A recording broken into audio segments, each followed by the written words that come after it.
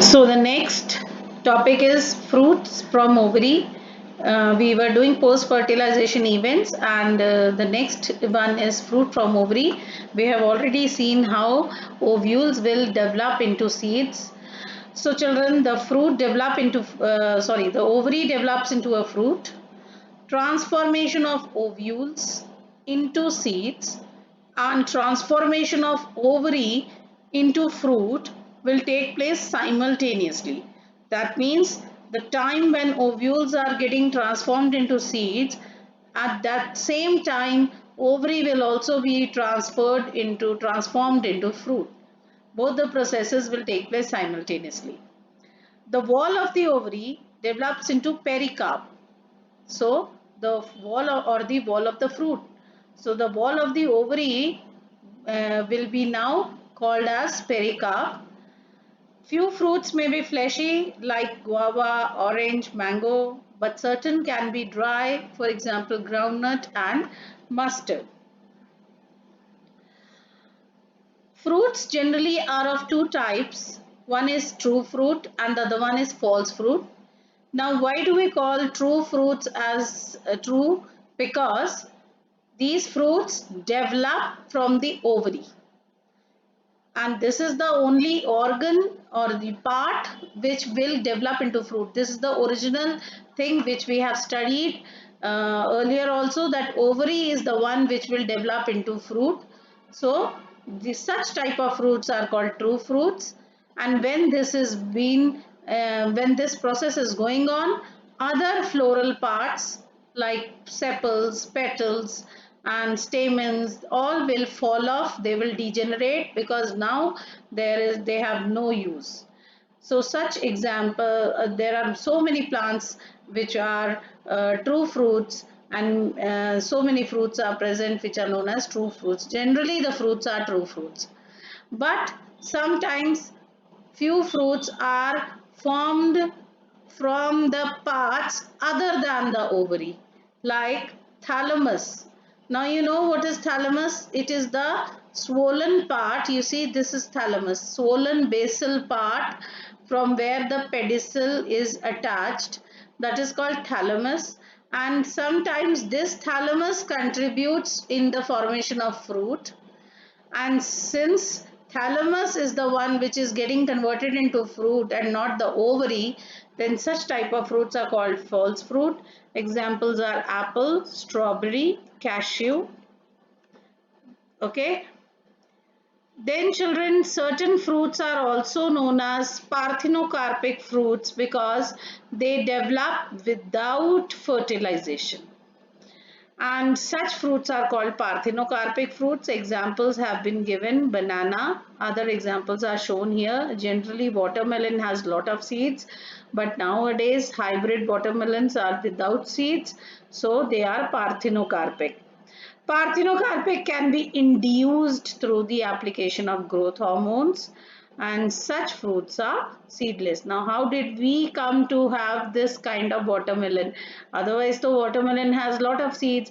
How have we achieved this?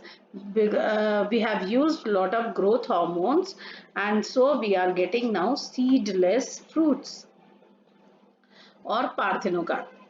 Next topic here we are going to discuss is apomixis and polyembryony. As you see children, what is apomixis? Apomixis is the production of seeds without fertilization. Now here, this is a process where we are getting seeds without fertilization. Examples are also given as Tracy and grasses. It is actually a form of asexual reproduction because no fertilization is taking place, but it is also mimicking, it is doing a mimicry of sexual reproduction. Why? Because seeds are produced. Children, we know that seeds are the result of only sexual reproduction. So why we call apomixis as asexual reproduction, but it is mimicking? Why? Because asexual reproduction we understand, because no fertilization has taken place. But because seeds are produced, so this is mimicking the sexual reproduction. So this type of process is known as apomixis. Children, here the apomitic seeds, how are they developed? Now let's see. In some species, diploid egg cell is formed. Now this is very controversial because whenever we talk about egg cell, we always know that it is haploid because it is a gamete. But here what we are saying is the egg cell is diploid. Now, in some species, the diploid egg cell is formed. And how is it formed? Because reduction division has not occurred. That means meiosis has not occurred. Only mitosis has taken place. So, though the cells are dividing, but the number of chromosomes in them are same. They are not reduced. And because there is no reduction division, so the egg cell, which actually should be haploid, is now still diploid. And when we get such diploid egg cell, this egg cell will directly develop into the embryo and will not undergo fertilization. So this egg cell will not require any other male gamete because it is already diploid, and this egg cell will directly develop into the embryo without fertilization. So I hope now you understood why am I calling it asexual also and mimicry of sexual reproduction.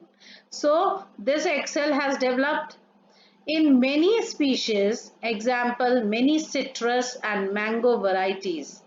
Some nuclear cells, again I am telling you, if you remember what are nuclear cells, so this is nucellus, this is embryo sac, okay, so these are the nuclear of the embryo, you see, and nucellus cells, these pink portion are the nucellus cells which are all around the embryo sac. Okay, so some nuclear cells which are surrounding the embryo sac, yani these pink cells which are surrounding the embryo sac will divide, and because they are dividing, where will they go? Where will the new cells go? Of course, they will try to find out some space. So what will happen now? It is already, you see, it is already filled up. So if the new cells are dividing, where will they go? They will try to find out some space, and what they will do is they will protrude into the embryo sac. That means they will try to find out some space into the embryo sac to form embryos, various embryos. Thus, each ovule will contain many embryos. You see, so many embryos will be present now.